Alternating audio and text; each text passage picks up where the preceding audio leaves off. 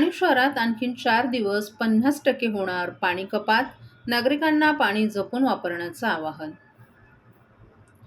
ठाणे शहराला पाणीपुरवठा करणाऱ्या पिसे बंधारा येथून टेमघर जलशुद्धीकरण केंद्राकडे पाणी वाहून आणणारी 1000 मिलीमीटर व्यासाची जलवाहिनी कल्याण फाटा येथील महानगर गॅसच्या कामांमध्ये गुरुवारी दुपारी दुसऱ्या ठिकाणी पुन्हा नादुरुस्त झाली. पाणीपुरवठा विभागामार्फत जलवाहिनीच्या दुरुस्तीचं काम तातडीनं सुरू करण्यात आले. मात्र जलवाहिनी जुनी आणि प्री-स्ट्रेस्ड काँक्रीट पद्धतीची असल्यामुळे दुरुस्तीच्या कामासाठी अजून 4 दिवस वेळ लागण्याची शक्यता आहे. या कारणामुळे ठाणे शहरात होणारा पाणीपुरवठा कमी झाला असून शहरामध्ये 50% पाणी कपात लागू करण्यात येत आहे. शहरामध्ये पाणी वितरणाचा समतोल ठेवण्यासाठी 15 डिसेंबरपर्यंत प्रत्येक भागात दिवसातून 12 तास झोनिंग पद्धतीनं पाणीपुरवठा करण्यात येणार आहे. यामुळे नागरिकांना कमी प्रमाणात आणि अनियमित पाणी पुरवठा होईल. तरी नागरिकांनी पाण्याचा वापर जपून करावा आणि महापालिकेस सहकार्य करावं असं आवाहन पाणीपुरवठा विभागामार्फत करण्यात आलं आहे.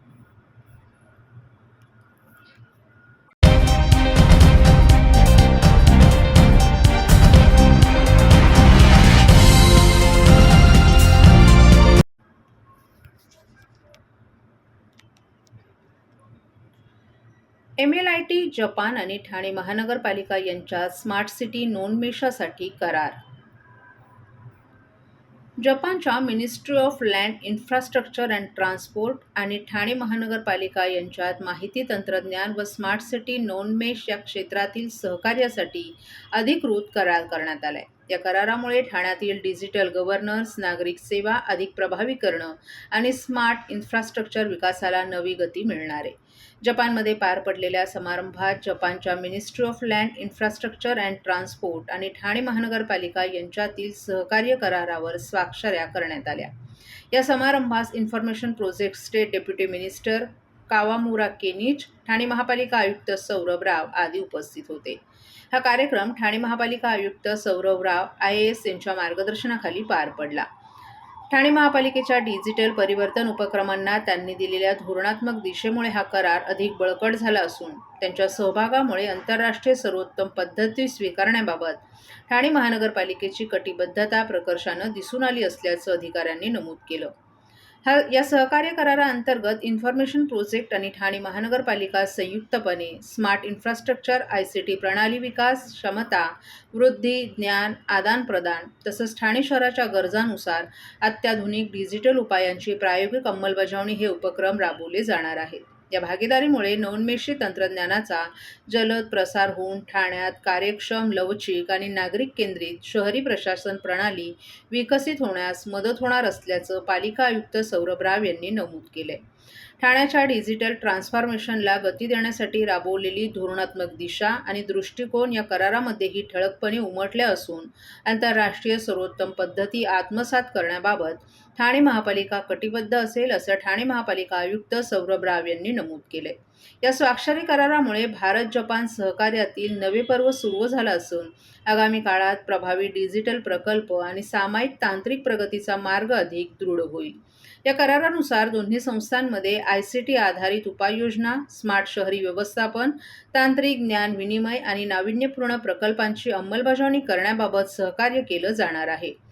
हा पुढाकार ठाणे महापालिका आयुक्त सौरभ राव यांच्या मार्गदर्शनाखाली घेण्यात आलाय.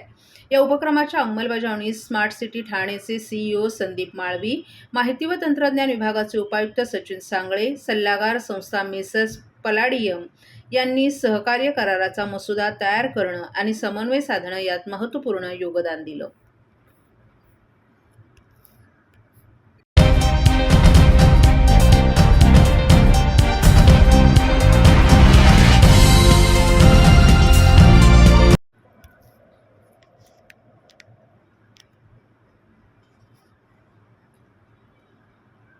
ठाणे शहर वाहतूक शाखेच्या नियमित तपासणीत वर्षभरात तब्बल 1 कोटी रुपये किमतीची 15 वाहनं हस्तगत करण्यात यश आले.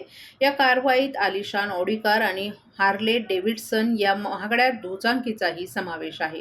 हस्तगत केलेल्या वाहनांसोबत ताब्यात घेतलेल्या चोरांना संबंधित पोलीस ठाण्यांच्या हवाली करण्यात आल्याची माहिती वाहतूक शाखेनं दिली आहे. ठाणे पोलीस आयुक्तालय क्षेत्रात ठाणे, डोंबिवली, कल्याण, विठ्ठलवाडी, उल्हासनगर, अंबरनाथ, बदलापूर आणि भिवंडी ही शहरं येतात. या क्षेत्रातील 35 पोलीस ठाण्यांतर्गत एकूण 18 वाहतूक कक्ष कार्यरत आहेत.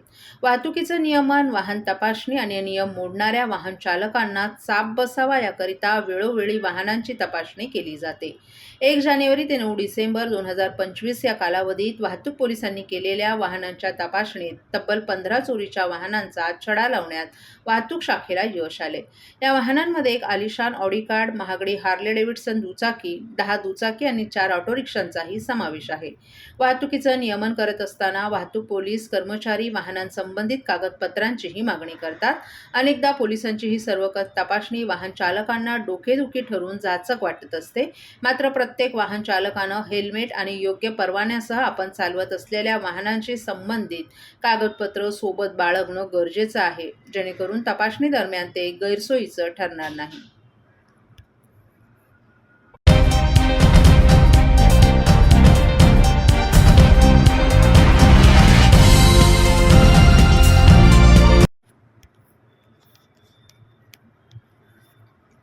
मनसे नेते अविनाश जाधव यांनी ठाण्यातील सरकारी रुग्णालयात रुग्णांना भेडसावत असलेल्या गंभीर गैरव्यवहारावर तीव्र टीका केली आहे. झाडांच्या विषयांसंदर्भात भेट देताना त्यांच्या लक्षात आलं की उपचारासाठी आलेल्या काही रुग्णांना डॉक्टरांकडून अशा औषधांची चिठ्ठी दिली जाते जी रुग्णालयात उपलब्धच नाहीत. मात्र तीच औषधं रुग्णालयाबाहेरील मेडिकलमध्ये सहज उपलब्ध होतात. डॉक्टरांकडे पर्यायी औषधं उपलब्ध असताना रुग्णांना 1,500 ते 2,000 रुपयांची महागडी औषधं बाहेरून विकत घ्यायला का लावली जातात? डॉक्टर आणि मेडिकल कंपन्यांमध्ये काही संगनमत आहे का?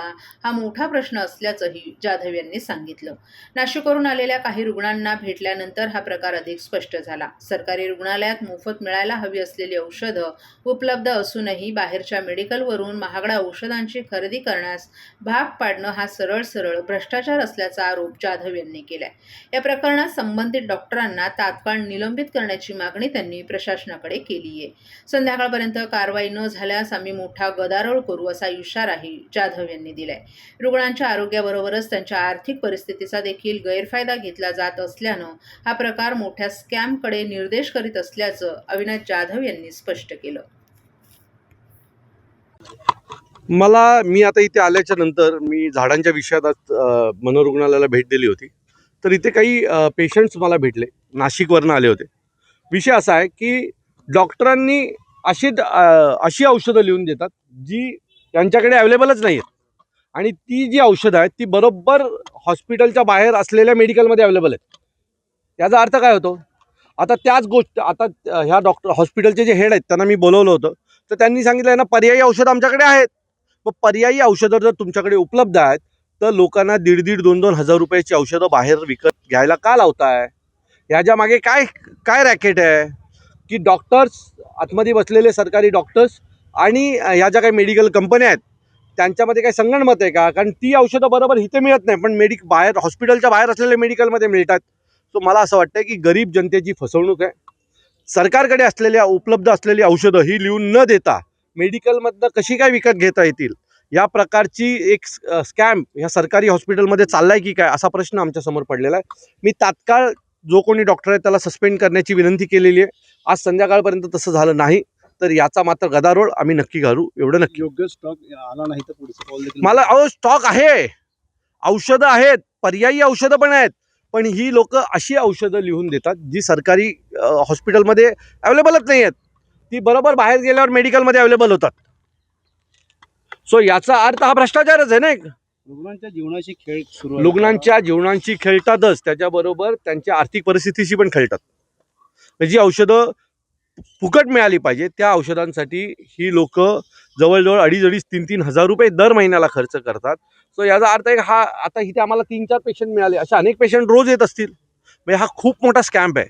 आणि हा मी तुम्हाला खात्रीने सांगतो की सर्व सरकारी हॉस्पिटलच्या बाहेर हा अशाच प्रकारचा स्कॅम कंपनी आणि डॉक्टर्स मिळून करत असतील.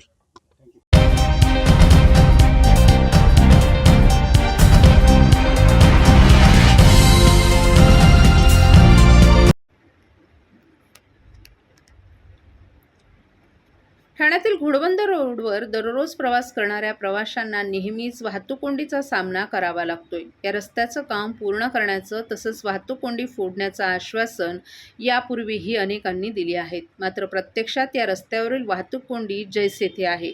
दरम्यान पुढील 3 दिवसांसाठी घोडबंदर रोडवरील वाहतुकीत बदल करण्यात आले आहेत. घोडबंदर रोडवर पुढील 3 दिवस जड अवजड वाहनांसाठी वाहतूक बंद करण्यात आली आहे. वाहतुकीच्या दृष्टीनं महत्त्वाचा समजला जाणारा घोडबंदर रोड दुरुस्तीच्या कामांसाठी अवजड वाहनांना बंदी घालण्यात आली असल्याचं वाहतूक पोलिसांनी सांगितलं. घोडबंदर रोडवर पुढील 3 दिवस जड अवजड वाहनांसाठी वाहतूक बंद करण्यात आली आहे. रस्त्याच्या दुरुस्तीच्या कामासाठी घोडबंदर रोडवरील गायमुख जंक्शन ते मुख्य नीरा केंद्रापर्यंत ठाण्याच्या दिशेने या मार्गावर रस्त्याच्या दुरुस्तीचं काम हाती घेण्यात येणार आहे. त्यामुळे 12, 13 आणि 14 डिसेंबर या रोजी अवजड वाहनांसाठी वाहतूक बंद राहणार आहे. या काळात प्रवाशांची गैरसोय होऊ नये म्हणून पर्यायी मार्गांचा वापर वाहतूक विभागाकडून करण्याचं आवाहन करण्यात आले. माजिवडा वाय जंक्शन मार्गे खारेगाव मार्गे पुढे जाता येईल किंवा कापूरवाडी जंक्शन मार्गे भिवंडीच्या दिशेनं पुढे जाता येईल. या मार्गांचा वापर करून वाहन चालकांना आपल्या इच्छित स्थळी जाता येईल.